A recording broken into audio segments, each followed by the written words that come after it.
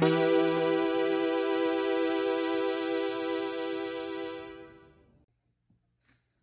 there! Greetings, salutations, how's everybody doing?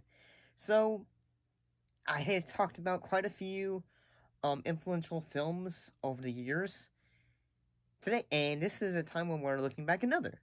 In this case, we're looking back at the all-time classic, the film that is in the National Registry, in this case, Dances with Wolves.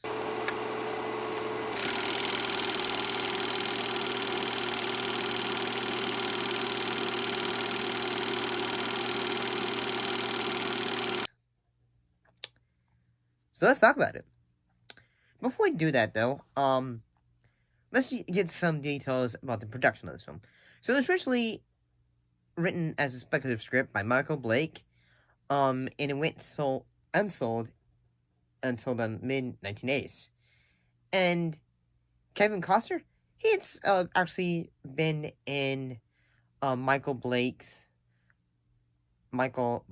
previous film, Stacy's Night, and encouraged Blake in early 1980 to turn the screenplay into a novel. And but the novel, it didn't happen because it was rejected by publishers, but it was published in paperback in 1988. And then Kevin Costner thought, well, I suggest it, I'm going to direct it. Fine. I'll do it myself. And there had been a bit of difficulty raising funds for the film, and it had been turned down by several studios because, well, the Western genre was not as lively at the time, following, the 1980 film Heaven's Gate, as well as the link for the script. But eventually he was able to say, hey, Costner was able to go, say, Jake Eberts, I need you help. He had done quite a few foreign films, and he wanted help to retain final cuts. And then the two made a deal with Orion Pictures, in which the studio would distribute the film in North America. The film was shot on location in South Dakota, mainly in private ranches near Pierre and Rapid City, and with some scenes filmed in Wyoming. Some of the specific locations include the Badlands National Park, the Black Hills, and the Sage Creek Wilderness area, and the Bells Forge River area. And the bison hunt scenes were filmed at the Triple U Buffalo Ranch outside Fort Pierre, South Dakota.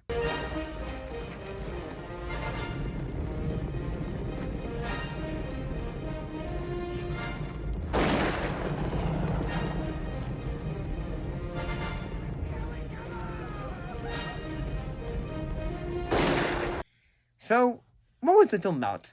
Well, it tells the story of Union Army Lieutenant John J. Dunbar, who travels to the American frontier to find a military post, who meets a group of Lakota Indians.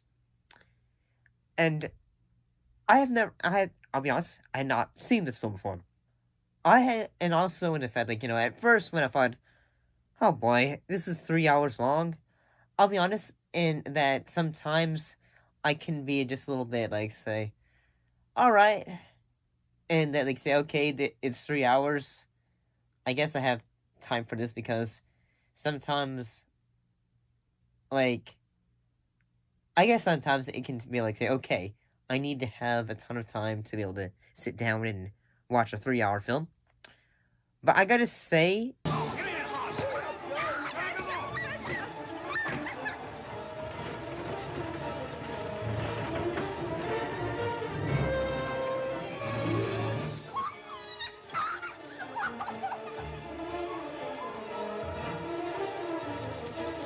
much for the Yankees to take. We'll have to make a dash for it before the fire reaches that ammunition.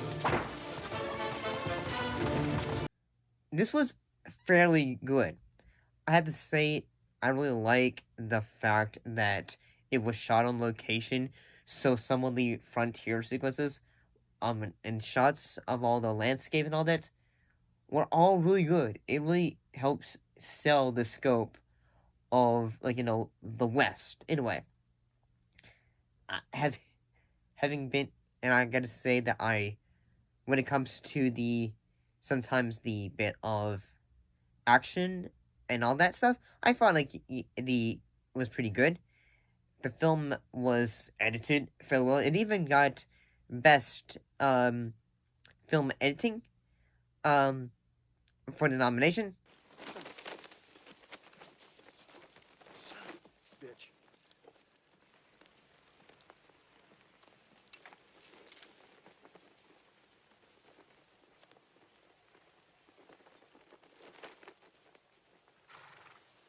No, wait.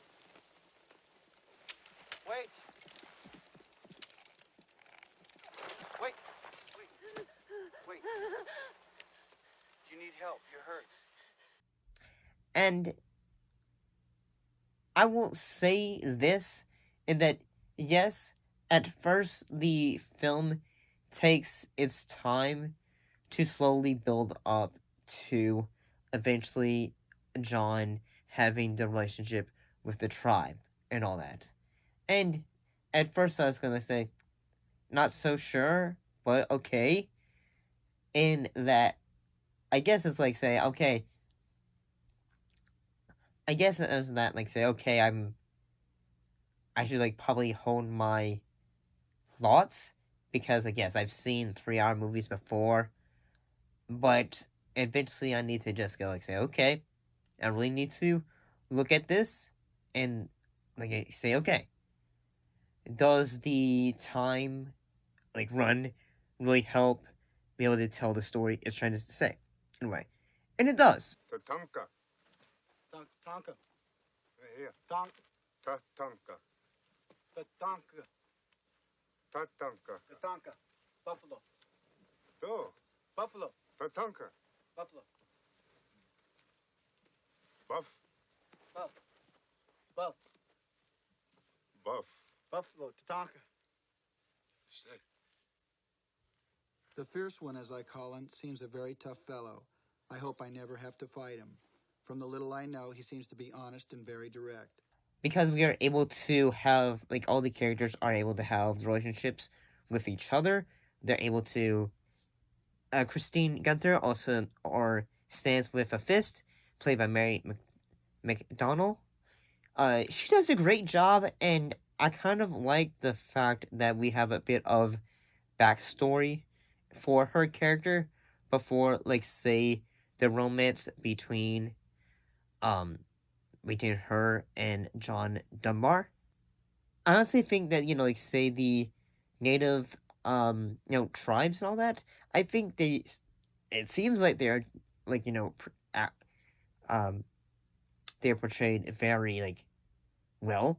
It seems like, say, okay, we're gonna treat this, like, fair. We're gonna try and say, okay, we're gonna have the language that they actually spoke, in a way. So, one thing the film has been, like, criticized for, in a way, too, is the, like, white savior, like, story. Like, say, hey, in the fact that,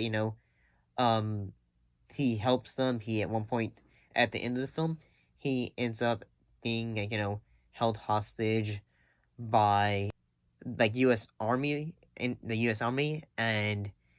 eventually he goes, like, say, you know what, yeah, I was part of you guys, I was with you guys, and all that, but at the same time, he just eventually goes, like, say, now I understand, like, how they feel from a perspective, in a way. But at the same time, like, I'm gonna say, like, say when they are, like, whenever there's, like, shots of, like, say, okay, someone getting hurt, like, if it's John, like, when he's being held hostage, yes, like, say, you can have, like, say, okay, like, you want to get out of there, John, you want to get out of there.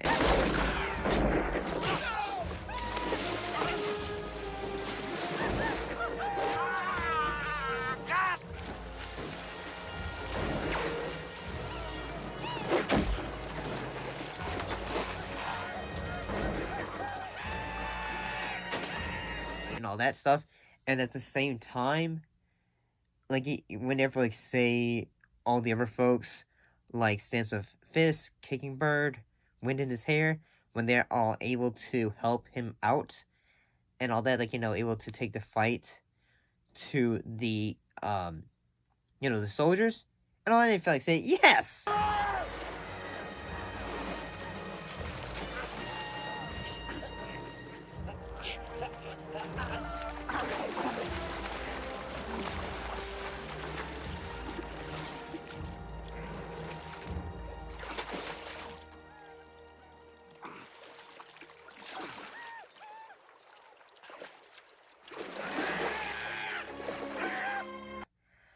So, yeah, I thought this film was fairly well done. The character development of all the characters was fairly well done. At times, I guess, the film has a bit of, like, bit of a slow pace at first, with it being 3 hours. And there are some sequences where I just thought, wait, what are, like, lines, honestly? Like, at the beginning of the film, there is a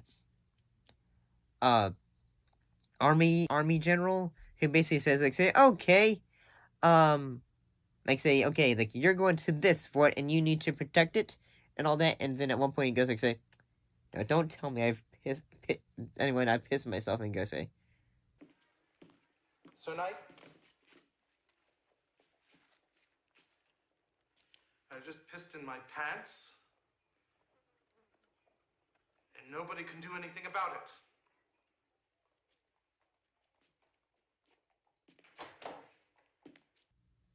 what did this have to, how does this help continue the story? Or is this supposed to be just adding a bit of humor because he's supposedly a bit, well, I think the character was trying to be, punk.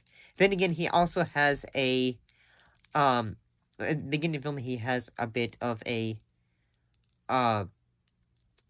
like a guy that is traveling with him, but who is attacked. The hell's that? What is that?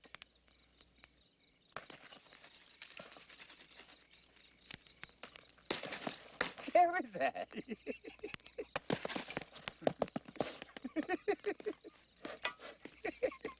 What is...